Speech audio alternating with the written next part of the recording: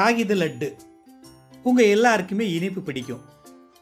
அந்த இனிப்பு எத்தனை வடிவத்தில் பண்ணுறாங்க. இன்னைக்கு நம்ம ஒரு இனிப்பு விநாயகர் வடிவத்தில் பண்ண போகிறோம். ஆனால் காகிதத்தில் சாப்பிட முடியாது, ஆனால் ரசிக்கலாம். இதுக்கு நமக்கு 20 சென்டிமீட்டர் இருக்கிற பல வண்ண பேப்பர் தேவை. முதல்ல நாம் ஒரு பக்கம் சிவப்பு கலரும் மறுபக்கம் வெள்ளை கலரும் இருக்கிற மாதிரி 20 சென்டிமீட்டர் இருக்கிற பேப்பரை எடுத்து அதோட 2 மூலை விட்டங்களையும் இந்த மாதிரி மடிக்கணும். அடுத்து இந்த பேப்பரை திருப்பி நடுவில் கோடு வர மாதிரி பாதியாக மடிக்கணும்.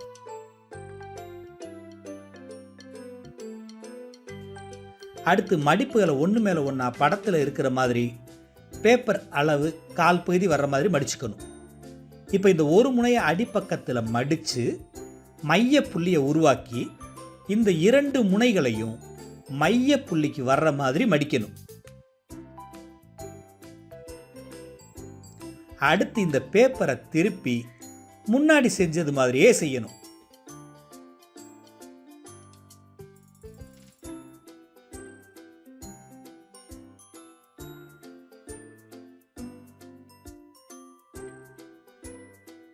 இப்போ இந்த முக்கோணத்தை திறந்து தலைகீழா இது உள்ள மடிச்சு விடணும். இது மாதிரியே பின்பக்கத்தையும் மடிச்சுக்கணும்.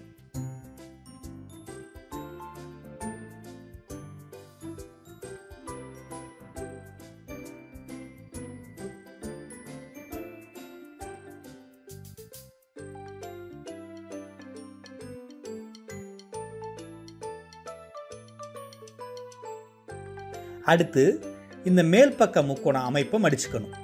இதே மாதிரி பேப்பரை தலைகீழா திருப்பி எல்லா பக்கத்தையும் மடிச்சுக்கணும்.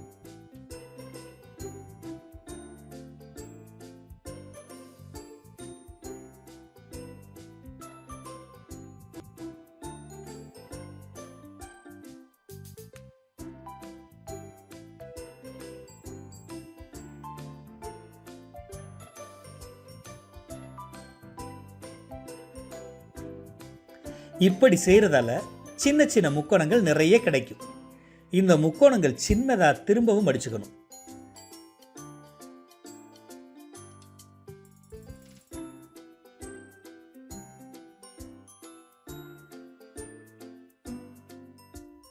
திரும்பவும் இந்த மடிப்பை தலைகீழா மடித்து பேப்பரை இதுக்கு உள்ளே வச்சு மடிக்கணும். இதே மாதிரியே 8 முக்கோணங்களையும் செஞ்சுக்கணும்.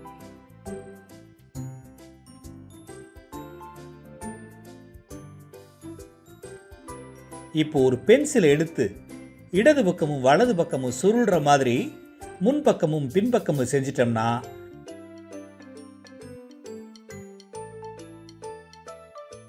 விநாயகர் மாதிரி வடிவம் இருக்கிற ஒரு இனிப்பு மாதிரியே கிடைச்சிடுச்சு. இந்த இனிப்பு மாதிரியை ஊதுனோம்னா விரிவடைகிறத நம்ம பார்க்க முடியும். இது பார்க்க ரொம்ப அழகா இருக்கு, ஆனால் சாப்பிட முடியாதே. இத்தகைய பயிற்சியை மேற்கொள்வதன் மூலமாக மாணவர்கள் தங்கள் படைப்பாற்றல் திறனை தாங்களே வளர்த்து கொள்ள முடியும்.